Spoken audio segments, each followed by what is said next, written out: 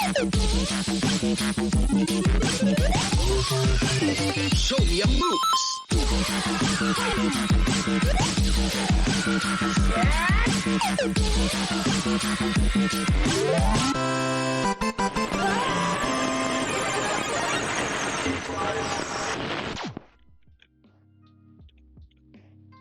Hello, and welcome. Oh, whoops, where are we going? Here we are. Welcome, bounty hunters and thick Gamorrean guards, and welcome to episode 50 of Geek Life Live and the season finale of season 2 of Geek Life Live, your source for all the nerdy news you need to know. I am your host, the Dodd, the streamer this podcast needs, but not the one it deserves. And joining me today is the king of swing from behind the screen, a man that's highly capable of doodling his own dandy himself. Caper Doodle, how are you doodling today, the doodler? I'm doing good. Just doing the do and doing it well. How about you, Dodd?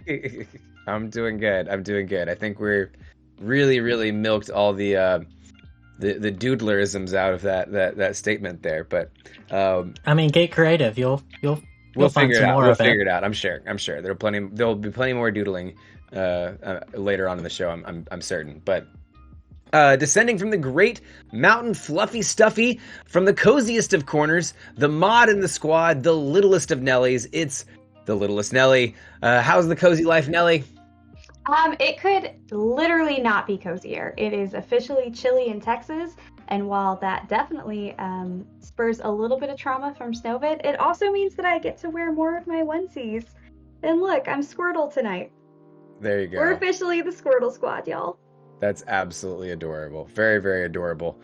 So, guys, as always, we always start off the show. How are you guys surviving the post apocalypse? I have been watching Peacemaker on HBO Max, and if you've not been watching Peacemaker on HBO Max, you are absolutely missing out, because that show is fucking baller. They dropped 3 episodes at once, so it's the perfect amount of bingeable, but without being irresponsible. Yep. That has been absolutely. I've been absolutely ecstatic about Peacemaker, especially after seeing those first couple of episodes. If the intro doesn't get you hooked, then you're probably not going to enjoy the series. I'll put you that way. You know, it's definitely got some spunk, that's for sure. What about you, Cape? How have you been surviving the apocalypse? You've been working on a lot of VR stuff, haven't you?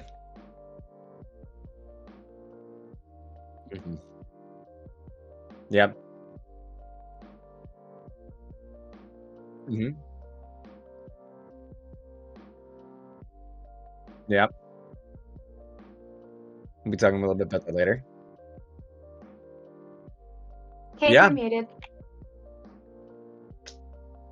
Mhm. Well. Kate has been watching Book of Boba Fett.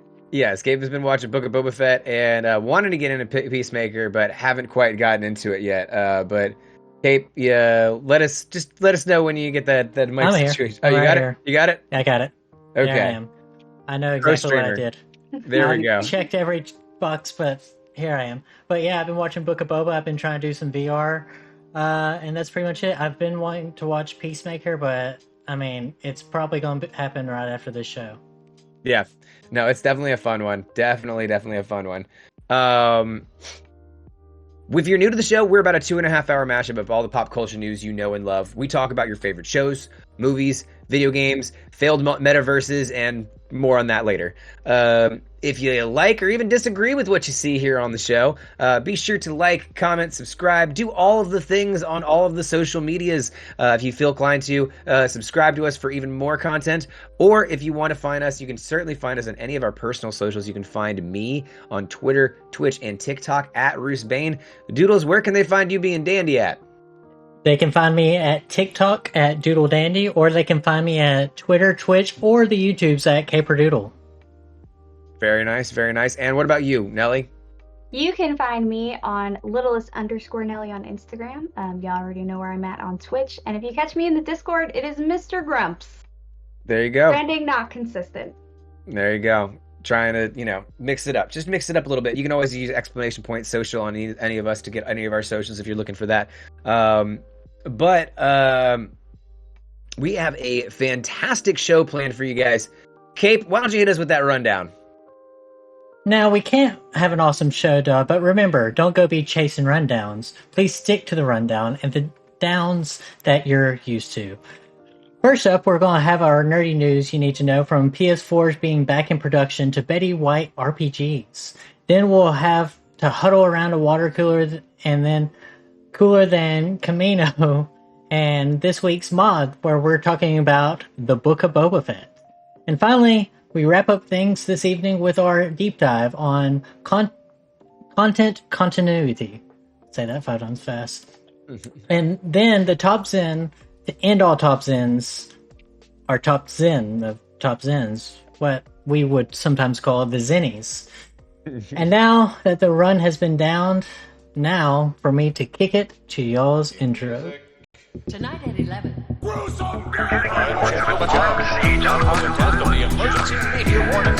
other news, First up, of course, y'all, you know it wouldn't be an update for headlines without any PlayStation news. PS5 shortage has rumoredly, led Sony to make more PS4s than initially planned. Sony has, allegedly, we say this so we don't get sued, decided to produce more PS4s than initially planned to help fill the supply vacuum and keep gamers within the PlayStation ecosystem, aka rob us of our money. Sources say that Sony has told assembly partners that it is planning to produce PS4s throughout the remainder of 2022, despite having plans to originally discontinue assembly at the end of last year, 2021. That's right, it's a new year, y'all. This would really add about 1 million PS4s into the system to help with the fact that it simply can't produce enough PS5s due to, of course, the global chip shortage that is impacting so many different parts of the technological world, thanks to challenges from the COVID-19 pandemic and rumoredly from the crypto mining currency, even though I think that's less an issue than people think it is. So it looks like it's a retro gaming, y'all. Next up, the Belcher family has finally added on a first trailer for the Bob's Burgers movie. The Belcher family has an adventure that only the big screen can handle. Bob, Linda, Louise, Tina, and Jean have to save their restaurant in the first trailer for the Bob's Burgers movie, which 21st Century Studios released on Tuesday night during the CFP National Championship game. The Bob's Burgers movie is set to be released in theaters on May 27th. The trailer itself is light on plot and heavy on jokes, but the description on YouTube gives us a few more clues on what to expect. The movie centers around the family just after a sinkhole opens in front of the restaurant, forcing it to close its doors. Bob and Linda take Bob's Burgers to the streets with a mobile food cart, which we can see a few times in the trailer. Meanwhile, the kids go on a daring adventure to solve a store-saving mystery, which apparently involves horseback rides, jumping into the sinkhole itself, and playing a massive concert. The Bob's Burgers movie has had a difficult road to make it to the big screen. This was originally announced in 2017, if y'all remember, and was scheduled to release in 2020. However, between COVID delays and Disney acquiring Fox Studios, who originally owned Bob's Burgers, the movie ended up being delayed a full 2 years. Next up, a Betty White tribute is coming to Twitch in the form of a Golden Girls role-playing game. A cast of experienced tabletop role players will pay tribute to the late great amazing Betty White next week the best way that they know how, which will be a Golden Girls themed actual play session live streamed on Twitch. Donations received during the game will benefit the American Society for the Prevention of Cruelty to Animals, one of Betty White's favorite charitable organizations. Many of y'all will have seen across social media the Betty White Challenge. That's what that's referring to. The format for this particular actual play will be a game called Lewd Grannies, a tabletop role-playing game written by Joel Salda. Players take on the role of a raunchy grandmother trying to feed a particular vice at a wedding, including drugs and alcohol, the need to create emotional drama, or simply a bad case of kleptomania. The actual play will be broadcast live on Pixel Circus's channel starting Monday, January 17th, that is tomorrow, at 6 p.m. Pacific time. An Invincible artist is suing Robert Kirkman over animated show profits. Y'all will remember the Invincible show that we absolutely raved about on Amazon Prime. The Invincible creator, Robert Kirkman, is being sued by a comic book artist who says he was tricked into relinquishing his copyright rights. William Crabtree claims that he co-created Invincible. He was the comic book's original colorist for the first 50th issues, but was convinced by Kirkman to surrender his ownership of the title back in 2005 in order to make it easier to sell the rights to the studios. In a quote by him via The Hollywood Reporter, "Fraud and deceit has become a standard business practice for Kirkman and is apparently where his true creative aptitude lies," claims the attorney Devin McRae, who is representing Crabtree. Very shady. Crabtree claims that he only had an oral agreement with Kirkman that granted him 20% of single sale proceeds for Invincible, as well as 10% of any revenue from other film or television commercial exploration of the work, together with any derivative projects based on the work or any allied or ancillary rights in the work.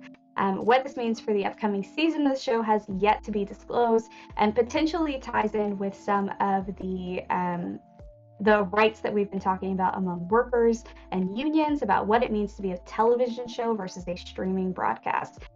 Finally, for the last of our regular headlines, GTA publisher Take-Two is acquiring the mobile games giant Zynga in a $12.7 billion deal, leaving us to say only one word: Bazinga. But seriously, game publisher Take-Two Interactive is really acquiring Zynga, the mobile and social game giant responsible for Farmville, Words with Friends, and CSR Racing, in a deal valued at $12.7 billion. The company announced on Monday that the deal is one of the biggest in video game acquisition history, exceeding Microsoft's buyout of ZeniMax Media and Tencent's recent purchase of Supercell. It will give Take-Two a major boost in the mobile games library, which currently includes games like Dragon City, Monster Legends, Two Dots, and WWE Supercard, all games that I think none of us play. Take-Two chairman and CEO Strauss Zelnick said in a statement, "The acquisition significantly diversifies our business and establishes our leadership position in mobile gaming, the fastest growing segment of the interactive entertainment industry," end quote. Zynga's mobile lineup includes popular games such as Empires and Puzzles, High Heels, Merged Dragons, I play that one, and Toon Blast, and of course several, and probably their most valuable, gambling games like Zynga Poker that is free to start, but you can actually pay with real money. Shady practices. Take-Two Interactive's current console and PC games lineup include established hits like NBA 2K, Grand Theft Auto, and Borderlands, and its upcoming slate includes Borderlands spin-off Tiny Tina's Wonderland, which I'm excited about, WWE 2K22, Marvel's Midnight Suns, and an enhanced and expanded version of Grand Theft Auto 5 for the PS5 and Xbox Series X, which is a reminder that no Grand Theft Auto fans, you are not getting GTA subsequent sequels. What do you guys think of this deal? Do you think that Zynga is worth more than 12 Twitches, which is how much it sold for? That's hard to absolutely. That's hard to say. That's really, really hard to say. But Zynga's worth is, Words with Friends, some of these big, huge heavy hitters that have been big heavy hitters, not just in the mobile industry, but honestly, like online as well. These are a lot of big Facebook games. There were a lot of the first Facebook games. Zynga's strength in the mobile gaming department has been completely. I mean, there is really no contender with Zynga in the mobile gaming industry, and so I think that they're really Take-Two is, I guess, really trying to specialize themselves. But I don't know if that's worth 12 Twitches. What do you think, Little Snelly? I'm a little bit confused on this one, admittedly, but when we were doing these headlines, I was trying to research just how much Zynga was worth, and it's incredibly difficult to find any transparent information on them. In 2007, they were rated just under $7 million of net worth. Granted, that's more than 10 years ago, but I have a lot of questions about the worth of their gambling games, which people win money off. They're millionaires based off of Zynga's gambling games. So that's crazy. I think that that's probably where this money is going to. Yeah. Mm-hmm. Yeah. I mean, my mom would play Farmville, and I remember she would be like, "Hey, I need a cow. Can you send me a cow, and I'm like, I'm in school. I can't right now. But like, these are a how lot do of you- games that did reach out to. I mean, these were some of the first examples of casual games reaching out to a whole different audience. Yeah. And right before we really stole that wind and absolutely Nintendo took that by storm. But I know, would consider again- it the MLM of games. It depended on you having to invite more people in and those people having to invite more people in. And I'm curious if mobile gaming has ended that adventure. So yeah. I wonder if Flash ended that adventure because Flash was just put out. So I mean, yeah, the end of Adobe Flash. It's true. Cool. It's true. Do you think that anyone is really rushing to get a PS4 if they can't get a PS5? Gabe? I mean, Kevin probably. Why? Well, I saw that written in there. Fanboy life. Why is Fanboy Kev life. trying to? Okay. I thought he was always trying to get one. He was always mad about people doing that, but I don't see why they would do that. One, because they're like, oh, let's go ahead and try to make more PS4, and they're not going to be forward compatible, if that's a word, with the PS5s. I don't really see why they're doing that. Well, money, but I don't see the mindset behind that. I mean, what do you think, Nelly? I think it makes a lot of sense. When you look at the kind of the statistics about where money comes from, most of the consoles among any of the gaming empires don't make money. They're not profitable at all. The idea behind it is that you want to get people to buy the games and buy the IP behind the consoles. And I just feel like the people who are going to do that already have their PS4s if they haven't gotten the PS5 yet. And PlayStation's not making a lot, if really any, new content for PS4s that will be compatible across both platforms. I think it's a money pit potentially to cover for some tax loss revenue, because that's how Sony keeps PlayStation profitable. Ooh, that's a good point. That's a good point. I really don't understand the purpose here. I know that one of the benefits of the PS4 is that it can essentially, if you have a PS5, you can essentially streamcast your game to a PS4 and play there. And so, like, if you're looking for an extra console within your house, there is a point in possibly getting a new PS4 versus another PS5 if you already have one PS5, because you can use that PS5 in another room, with PS4. But that's a niche scenario. That's not really a scenario I see really coming up a lot, where people are super concerned about and possibly gonna, really turn their profiting situation around. Now, I have a question. Nelly, I don't know where you stand on Bob's Burgers. Like, I've seen some here and there, but when I was reading that article, I was thinking, there's some people that are diehard Bob's Burgers, and there's some that don't watch it at all, and I'm probably the not watch it all, but are you a Bob's Burger fan? If so, are you ready for that movie?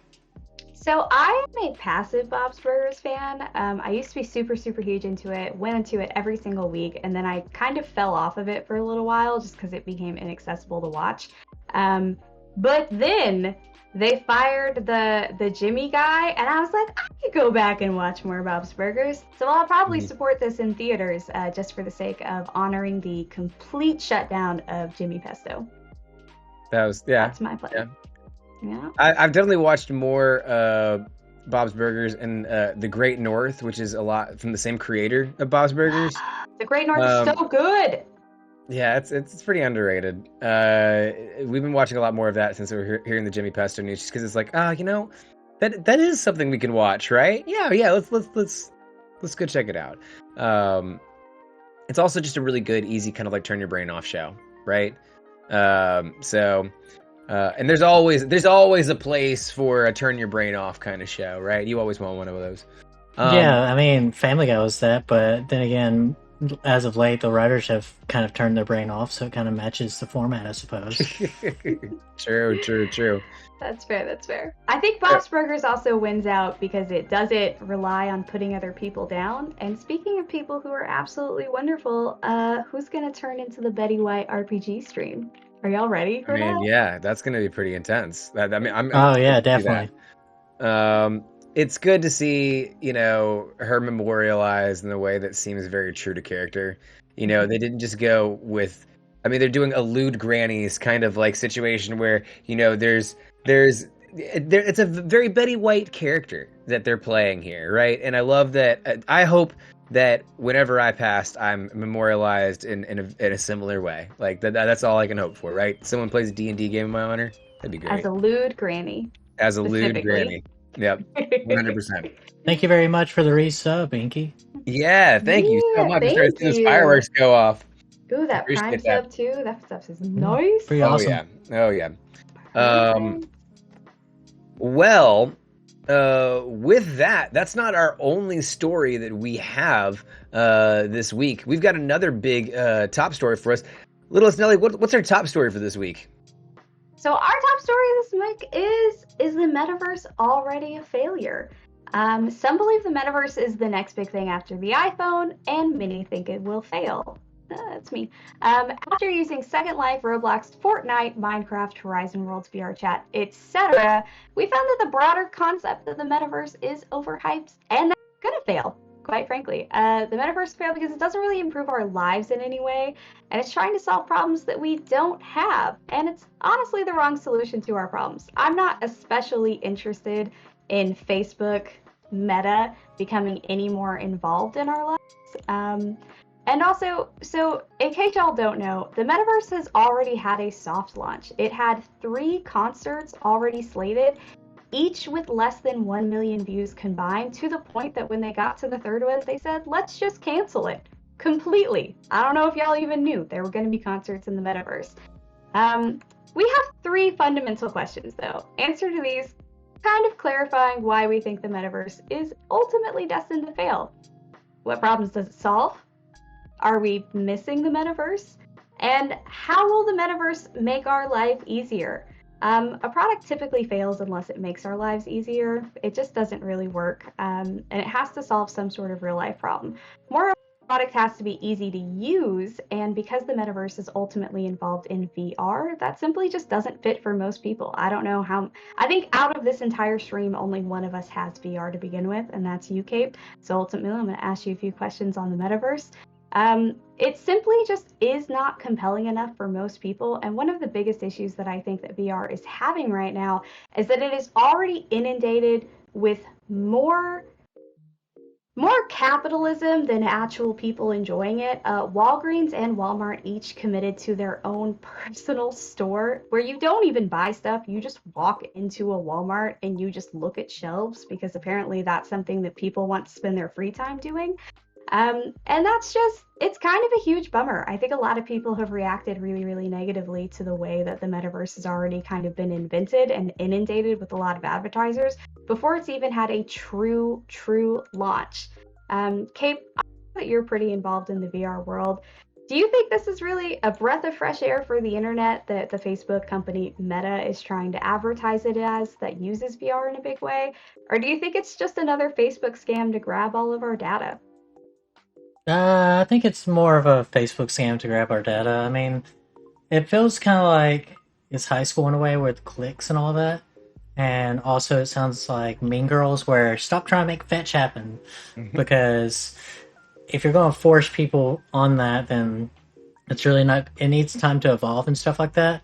But it kind of feels like Facebook is holding their hand in a way, if that makes sense. Like, oh, this is the way it should be because we're building it. But if it was more of a community aspect, it would probably feel a little bit better. I mean, you guys would like VR chat. I'm not sure if you've ever done it, but I've I done think VR chat before. I know you have. Yeah, I've done VR chat before, and I think that this is aiming to be something a little bit more complex than just VR chat. But at the same time, it's not showing anybody that it is any more complex than it. The fact that we've already had concerts kind of flop and that there has been kind of a soft opening, I guess, is the Metaverse officially launched, or is it still, within a not launched state? What is the status of that, Littlest Nelly? Do you know? It is. I'm calling it soft launch for now, in that it's not being heavily advertised and it's still in a lot of testing phases, but people are already actively able to code within it. So there are already people who are making money off of Metaverse, but primarily it's just people making money and less of the social aspect that we're hearing about, that the Metaverse is supposed to be for, right? It's supposed to be the next wave in how we socialize and interact with the universe around it. Everyone who has access to it right now is just using it as a business device. It has not yet launched into just the social devices, which I think is a failure on their part in terms of how they did this launch. I think they should have first launched things more like VR chat and just added in the social element. And then once people got involved in the metaverse and said, hey, this is something that actually adds value to my life, let's start adding in capitalism money grabs. Mm-hmm. Yeah, I think they launched this backwards.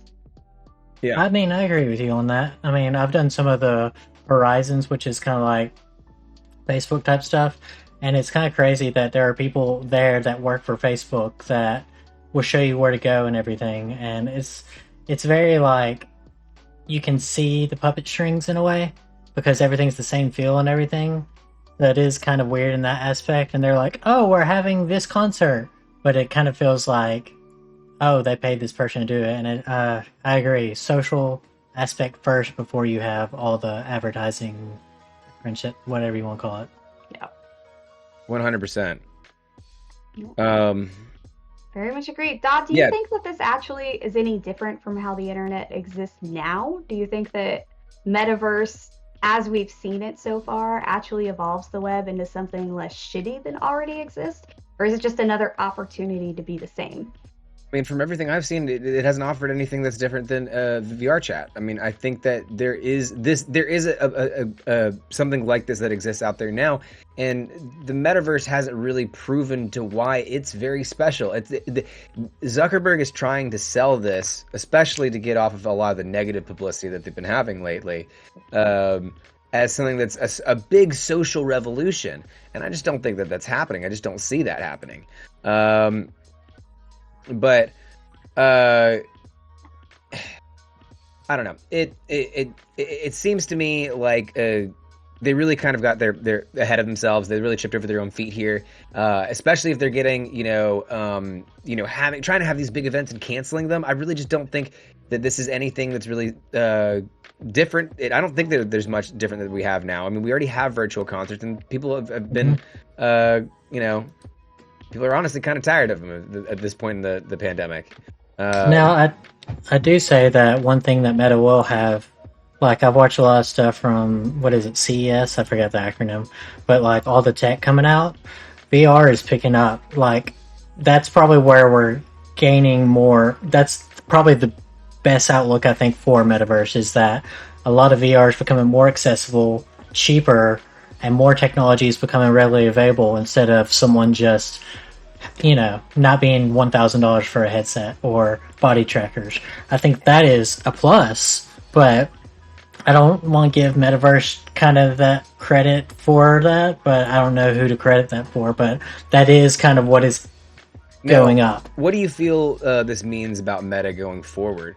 They've already had a lot of problems. There's a reason why we're calling them Meta and not Facebook anymore.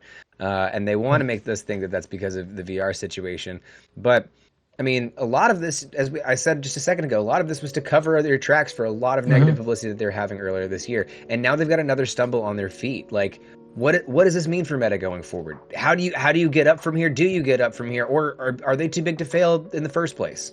I think they're going nosedive. I mean, they started off on a wrong foot when they had the name Metaverse that they took from another company and expected it to essentially... Did y'all read about that? Nelly, did you see about that? Yeah, I have a little bit of weird feelings in that Metaverse is already like a popular name that people call anyway. And I know Inky mentioned it, I think, in another one, Inky or Up Smash, that they stole the logo as well. To me, the logo is just like a really, really funky infinity sign. So I have like mixed feelings on that.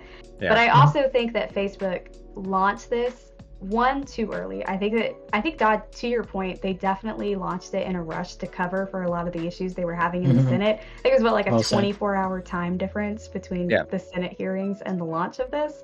They're like Facebook has proof and covering up evidence that they're causing depression in young teens. And Mark Zuckerberg was like, today we've made a sudden decision to change our name to Meta.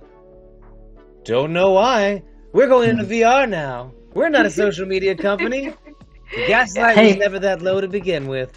Hey, Facebook, are you tracking us? We just released a Right. brand new product you've never heard of. Right. But what about, have you been tracking us? It's called the Metaverse. Yeah.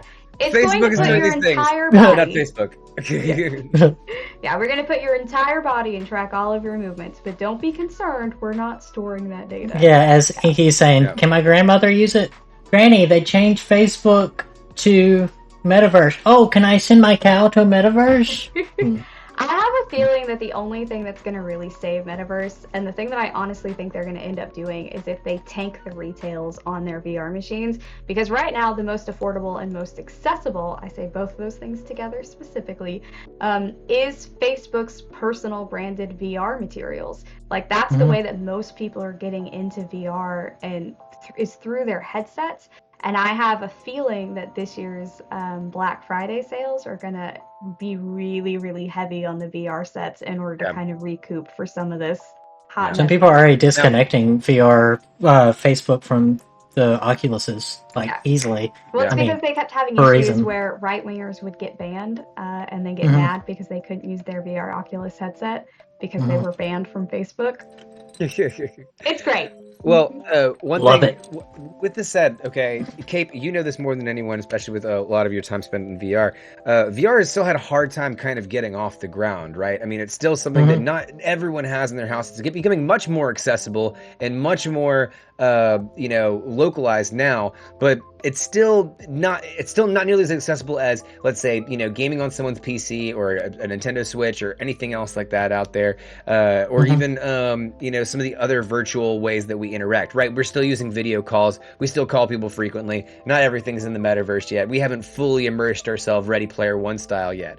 And we know that there's a lot of steps to get there. And we know there's a lot of people that have failed along the way. This is now another failure from a company like Facebook, who is a giant in the social media industry. What does this mean for VR as a whole? Because now you have another example of, it doesn't work even on a bigger scale. Yeah. So what exactly was your question? What does this mean for VR as a whole? Now that we've seen VR essentially get off on the wrong foot. I mean, maybe doesn't feel. Maybe they can, really pull themselves up from here. But if they do, I mean, they are really tripping over their own feet. And now you're seeing a huge entity like Facebook, a giant social media entity, fail when throwing all of their eggs in the VR basket.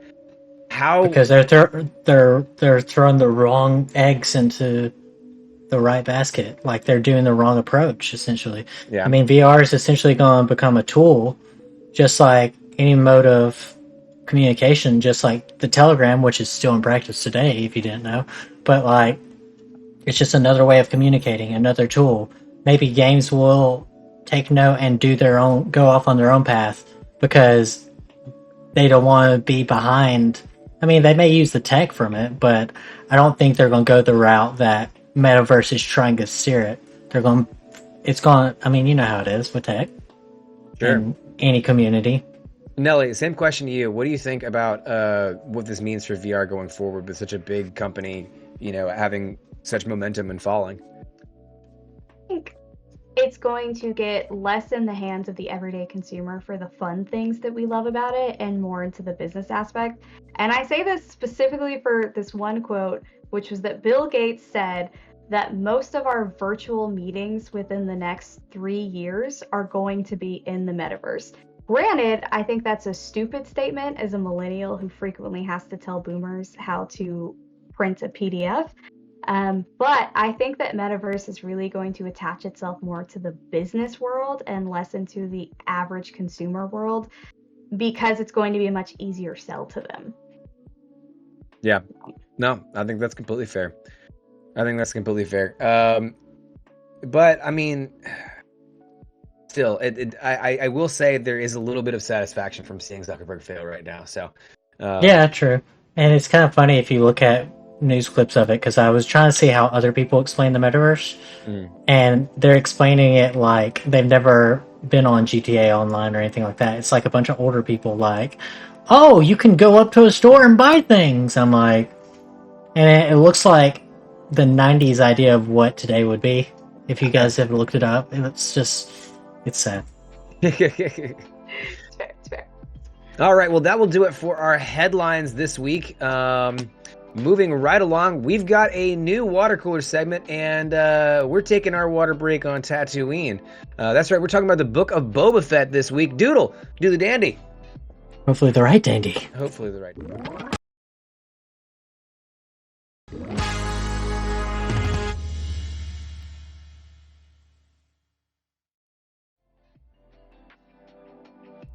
And for this week's mod, we're gathering one of the most wonderful things about Star Wars. The ability to imagine the day-to-day life in the world of Tatooine. It's clear that the mundane life would include buying water and looking out for raiders, Tusken or otherwise, on the horizon. In the last episode, the streets of Mos Espa, glimpses into the relative urban Tatooine, continue to give the galaxy far, far away the sort of color and texture you might imagine living in. But as Boba Fett attempts to create a power base on Mos Espa's underworld, goes on, the actual events feel more like a shopping list than an adventure of the everyday life implied on the side. I'm not gonna lie, I've got mixed feelings about Boba Fett. It's a hard character to tackle, and after the first 3 episodes, I'm nervous about the series as a whole. Though there has been some shining moments, and let's be honest, I'm gonna watch anything that's Star Wars. First off, I'm gonna start with you guys. Littlest Nelly, let's go with you first. What'd you think of this week's episode? I thought that this week's episode, independently, was a good episode, and I would love to revisit any of the plot lines in this episode, even though there is a part of it that feels very much like almost like a Back to the Future kind of vibe with the teenage rebel kids doing their cyberpunk things that feels very much written by a boomer about what like rebel kids would look like in the future. But the past 2 episodes before that have taught me that I'll probably never see these kids again. So who cares? Yeah. Yeah. Fair enough. Cape, you're not the biggest Star Wars fan, but you force-fed yourself to watch 3 episodes of Boba Fett. What did you think of this last episode? Force-fed, you sounded like I was against my will. No, no, I enjoyed like it. the Clockwork Orange style with the little straps on your eyes, of Is this Beethoven? No, I'm kidding. No, I liked it. I mean, I've seen a couple episodes of Star Wars, but like, I had to ask some of my friends, like, just to get a couple of plot points, like, when are we exactly? Because, like, I know basic plot points of it, all that, but I really, at the very end, it said Jon Favreau, and I was like, wow, that's pretty awesome. I was expecting it to say music by Jon Favreau, but sadly, I love the theme and all that. But overall, I did enjoy it, and I agree with you. Those little cyberpunks kind of remind me of those. I don't know if you remember those punks from Dark Knight Returns. Yeah, you know, with like I'm the surgeon and this is the operating table, that type scene. Yeah, well, I think it reminds me more of the punks from like the 90s films that would just like, be glowing in black lights and doing like backflips and then look like they're, on a Cirque du Soleil stage.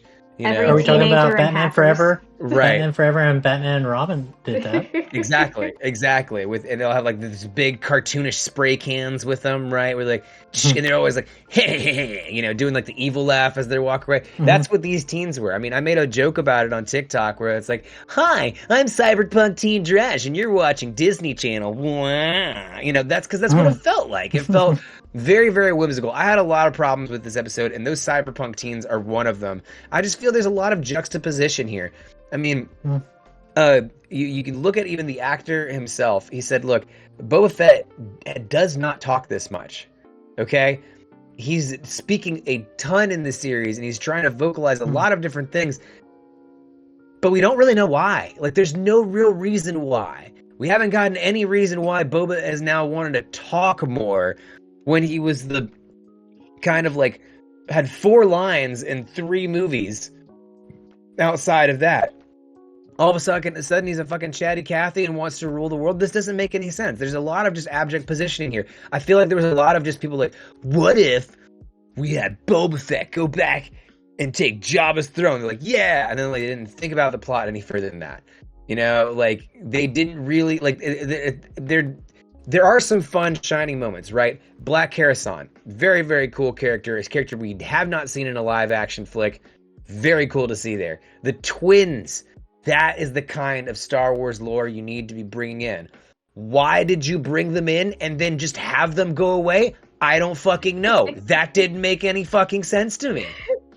The big shining moment for me this last week's episode, though, was when he's with the Rancor and he just goes full fucking crocodile hunter. Be like, oh, I think he's hungry. Oh, look at him. He's such a cute. I'm gonna ride him. I'm gonna ride on his head. Oh, he's such a cute little boy. You know, and he's like, that's the Boba Fett I want. That is some good character development. That is some good, like, MCU, Marvel, like, we're getting to understand this character better, right? But outside of that, we've got no character growth, just a bunch of tangential characters, and just a bunch of like Disney trying to show off what looks like, you know, they're trying to set up for a new theme park at fucking Disneyland Star Wars. You know, like, it did feel like a fan service. I completely agree with you on that. Like, that's one thing I kind of got from it, because I know Boba Fett was a character that didn't talk a lot, because one of my friends liked him. They're like, oh, it's one of my favorites, even though he doesn't say much. Yeah. Remember that in high school, but like, it did feel like a fan service, because like, I feel like there's some stuff I should have known. Like, it played the whimsical music and stuff like that, and I was like, what am I what am I supposed to feel right now? You know, those type moments. Yeah. But, I mean, there are some cool parts where I'm like, oh, alright, that's neat. But, like, I can tell there are some fan services, no doubt. Yeah. Maybe it's filler? I mean, there's been some fan services, but, like, I feel like there was fan services in Mandalorian too. I mean, like, they had Baby Yoda was one of the biggest things out there. I mean, there was like just a merchandise making machine, you know. And I think that there are stuff like that, like the Black Coruscant showing that character, a character that would only been seen in the comics, right? And I mean, we love Wookiees. Don't get me wrong. We want more Wookiee characters, okay? Star Wars, give us every Wookiee in the book. We will be very, very happy. You could give me any Wookiee, literally any Wookiee, and we'll be super happy. So much. Goth Wookiee is probably yes. my favorite of the Wookiees. I feel like it's less fan service and more fan disservice, and that there's so many amazing plot lines that they've introduced that they've just totally abandoned with each episode, or even like halfway through. Like the first episode, I was so pumped because y'all know that I'm a huge mob movie fan. I was like, is this going to be mobster Star Wars storyline? Are we going to see Boba Fett basically turn into like the mobster boss of this area? And like, that is technically a plot line, but I also feel like there's so many missed elements. The twins are a huge part of that. They're basically a rival that just kind of like float by in the background every once in a while. And I don't know if maybe the CGI on it is just too expensive and they were like, we gotta cut those characters or not. But I don't feel like we're getting out of them what was worth introducing them for in the first place. Mm-hmm. Like, yeah. Why do you... Okay, the biggest thing to me that is irritating is, why did we make Boba Fett a good guy? Why did we decide somewhere along the line that because he's cool looking? He was a bounty hunter. Like, there's no reason why his storyline should be like, oh, I'm going to be a good guy and fight. Like, he worked with Darth Vader. He hunted down Han Solo. He watched his father get murdered by Jedis. He probably hates Jedis. So, like... It's very confusing to me why they decided that he's got to be like this reluctant hero kind of situation. And I think that they did that because they wanted a cowboy character like they had in Mandalorian. And those two characters should be different characters, right? Kate, do you have any feelings on the show so far as a whole, not just this last episode? I mean, I was about to ask both of you guys. How could you have told this story without this character? Because it seems like filler in a way between the movies, like Marvel has done their shows. So I can see where you like it and where you don't like it. I mean, there are some aesthetically pleasing, but I don't really feel it's coloring in the universe of Star Wars like the Marvel shows are kind of. Arguably, Hawkeye and stuff like that isn't needed, but my question to you two is just like, how could you have told this story better you could use this character still as a side character, maybe as he was intended, instead of giving him the limelight. I disagree. I think it's filling out the Star Wars universe fine. I think it's actually telling some cool stuff about what happened in Tatooine after Jabba the Hutt, and I do think that is a fairly interesting story. I mean, like that has been one of the more interesting parts when you had the Butler going through, and that was kind of showing how these lands are split up, and you could kind of start to see some more of the plot starting to break out for the rest of the series. But as far as telling the story better, I think I would have I think Littlest Nelly was onto something here. I think committing yourself to some of the stories that you were going with and filling those things all the way out, seeing the full process of that, instead of just trying to create this splintering timeline of all these different characters you're throwing in at the last second. Well, not even the last second, but they just seem dejected and not connected. You know. I think that's how you do it, right? You like the whole Tusken Raiders situation. I mean, that was like a 3-episode arc until they killed the entire thing off. And I understand that they were trying to reflect a lot of the struggles that Indigenous people were going through. And there have been a lot of Indigenous people that were like, "Hey, we really like we there's a part of this portrayal that does really resonate with us," and that's very, very cool. But it still creates a storyline where, I mean, there's still ways that you could have done that and still had that been an entire arc throughout the story, or something where you're getting more out of it than just a 3-episode flash of what the Tusken Raiders lore is, you know? Yeah, that makes sense, of just fleshing it out a different way. I mean, it makes complete sense. But, I mean, I know how people received Mandalorian, but is it satisfying as that, or do you think it's just trying to milk it because we know that's what Disney does? I'll let you answer that one, Nelly. I am wildly dissatisfied with this show, to be honest, and it does feel very much like I'm being milked. It almost feels, and I'll have to see once all of Toy Fair got canceled in person this year, so pretty much everything's going to be digital. Toy Fair is also one of the largest things for Disney, and that's where they release a lot of the new IP that they're trying to monetize off of. That's where we saw a lot of Baby Yoda in the last few years.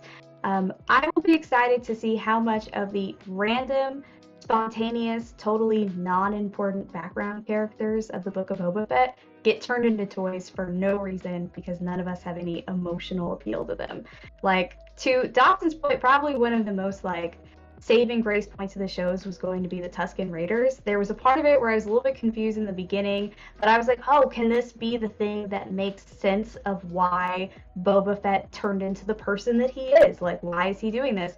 And then all of a sudden they killed him, and I was like, cool. So, I mean, a big L for Maori representation in media, because that's a huge part of what they borrowed Tusken Raiders for, because the actor is Indigenous himself from Australia. And I was like, wow, that's so cool. I would love to explore that more. And by the time that you get invested in who they are as people, they're gone. By the time that you got invested in the twins and you were like, oh man, are we going to learn more about the Hutt family? They're so cool. They're gone. And it just feels very dissatisfying that the moment you gain interest in a character or a plot line, they just abandon it. It's very much empty feeling by the end of the show. I feel like we're gonna lose our big Rancor, and if I do that, I'm just gonna be like, "Oh, come on!" The problem is not what we were saying earlier about it, not necessarily being filler. You are giving us cool content that we are interested in, right? That's not necessarily filler, but then taking it away, or wrapping up the storyline. Be like, "Oh, that was very interesting. We're gonna develop this, and no, it's gone." You know, it's like the South Park meme, 100%. You know. And we're just going to go in here, we're going to develop those relationships real quick, we're going to build those structures, those good foundations, and it's gone. Done. You know? Yeah. 100%. Kate, as the resident non-Star Wars expert, I know that you've watched a few Star Wars movies and have studied some film in college. What do you think of this story from a film perspective? Is the fan service or worth your while? I mean, I like it. I mean, I enjoy it. I'll probably continue watching it just to see what it's all about. I mean, I like the theme a lot. I said that because every time I'm like, it sounds very Western. Because many people mentioned trying to get me to go to Mandalorian, saying it's a Western, and then Nelly just said this is more like a mob movie. I find that very interesting how that is.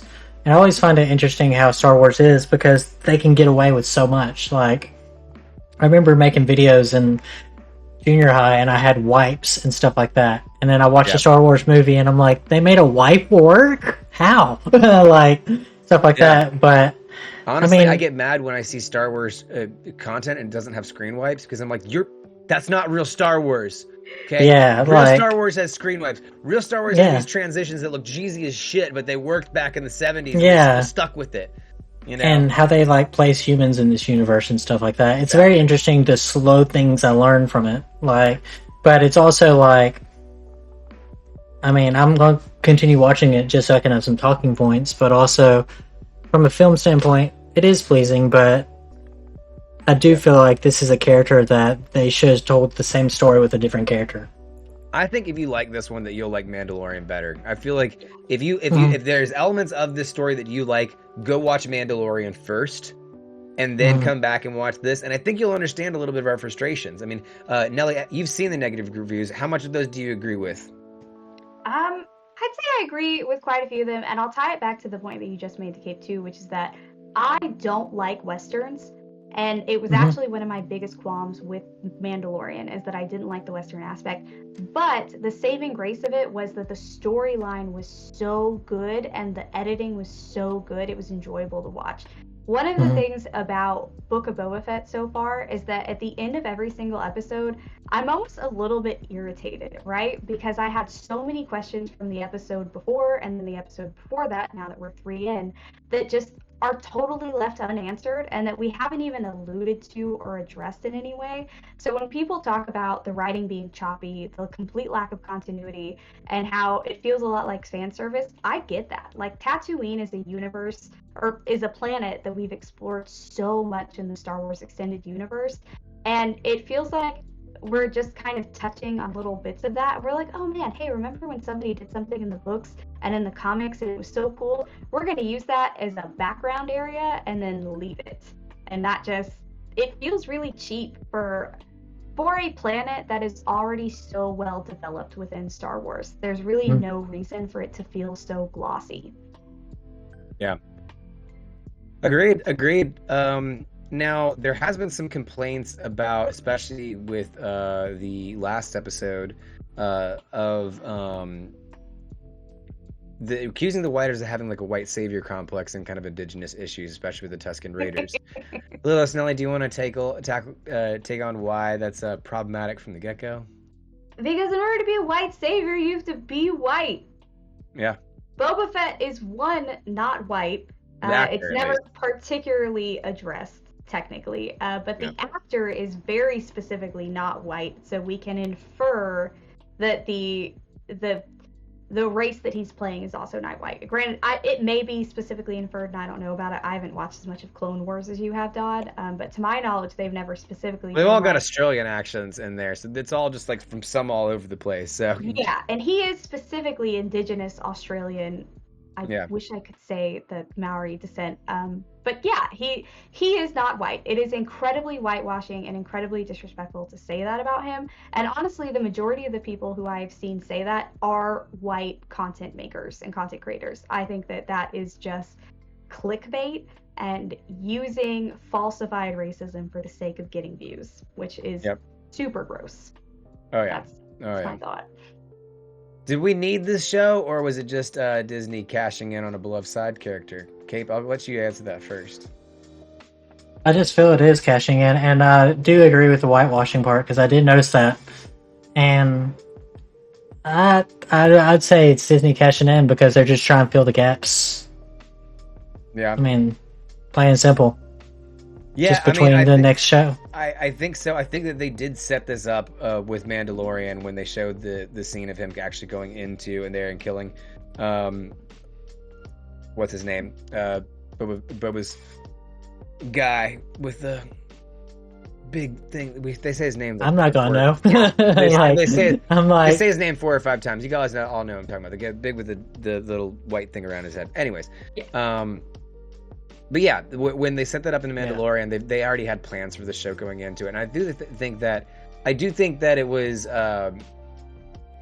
was finally cashing in on a beloved side character, but the way that they're fleshing him out just doesn't feel true to the character, and I think it's hard to really say what is true to that character because not much was said about him for so long, and people inferred they put on whatever his character was, right? Boba Fett was whatever you wanted him to be because he didn't say very much, you know? And it's hard to live up to those kind of expectations. And so, in that regard, do you think this was doomed from the start, Littlest Nelly? I think there's a part of that where that could have been the case, right? I think that there was always going to be a part of the fandom, in the same way that there honestly is with The Mandalorian, because of who the Mandalorians are and because of Baby Yoda and everything about Baby Yoda's species. Like, people are always going to be mad that something covered over what is now like 40 years of fan theory.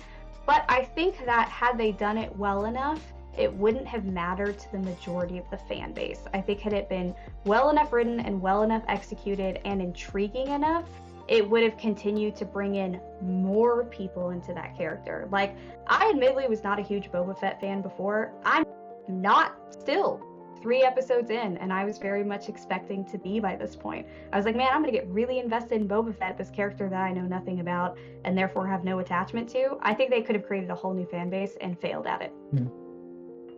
Yeah. Where do you think the show goes from here?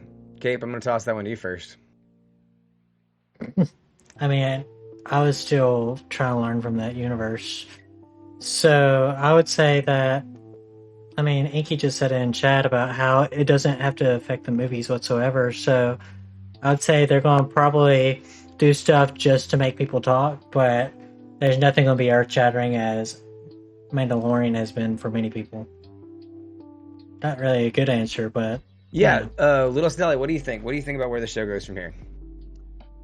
Where I want the show to go from here, and where it's going to go may be different, but where I want the show to go is to maybe they've just laid out too much landscape in the beginning, but there's going to be a firm destination towards the end where we start really, really addressing who Boba Fett is, what his values are, and how he's going to really rule Tatooine, and what the future of Tatooine is going to become. Because even though I think this doesn't have to affect the rest of the Star Wars universe, I do think it ultimately will, because of everything that we're hearing about the resurgence of Jedi and what that means. So... yeah. Hopefully it does that. Hopefully, I mean, it will be interesting to see. I think if we see a Jedi on Tatooine, that would be a very interesting aspect to see in general. Because again, Boba Fett hates Jedis. There's no reason for him to like Jedis. Jedis killed his father, so that would be an interesting one to really see some kind of hopefully substantive character development. I think that's what we need in this show is substantive character development, and I think what we've gotten has just been bullcrap. So I can't tell if you like this series or not. I mean, Nelly made it evident she hates it, but Dodd, you're like teeter-tottering. I really can't tell. I mean, no, I'm trying to be pretty clear. I'm upset with where this series is at right now. Like, I do love Boba Fett. I'm concerned, but that's what I said before. I have very mixed feelings about this, and there are aspects of it that I like, but I do not think that they're delivering enough on what it should be. If you are going to cash in on this beloved side character, then you should give it something that's worthy of the reputation of Boba Fett. But I think Boba Fett is really Boba Fett is almost a caricature for that side character that people put their own kind of expectations on, because they make it mysterious. They leave that character to be mysterious, so kind of people can put their own aspect on it, put their own they can answer their own questions inside their head about who this character is and how they interact and how they would involve themselves in these situations, because the writer and the creator is not giving them very much. They're just they're on screen and being that mysterious kind of thing. And I think Boba Fett is the capital character when it comes to that. Like, other characters that do that should be the Boba Fett of that series, right? That's what they should be considered. They should be called, because Boba Fett is so tropish of that aspect of beforehand. Whatever you thought Boba Fett was, it was what he was, and now we're kind of seeing how writers are fleshing him out. And I think that there's an aspect of this that we couldn't have been satisfied from the beginning. That's what I was trying to get at before. That makes sense. I mean, we did mention him in one of our top Zens, and I would be curious to look back and see what you said about him before you knew there was a series. Yeah, which one was that? Supporting characters, I believe, or D-list. I'm pretty sure it's supporting though. Yeah, it was last season. I think one of those for sure. Because I looked up his symbol and I was like, "That's an interesting symbol." Yeah, it's a fun one. All right, well, that will wrap it up for the first half of the show, but don't go anywhere. When we come back, we're going to go into the deep dive into content continuity, and then we'll be wrapping the show up with our top Zen of top Zens, the Zennies. So stick around. We've got more show coming to you, and we will be back in 10. See you then.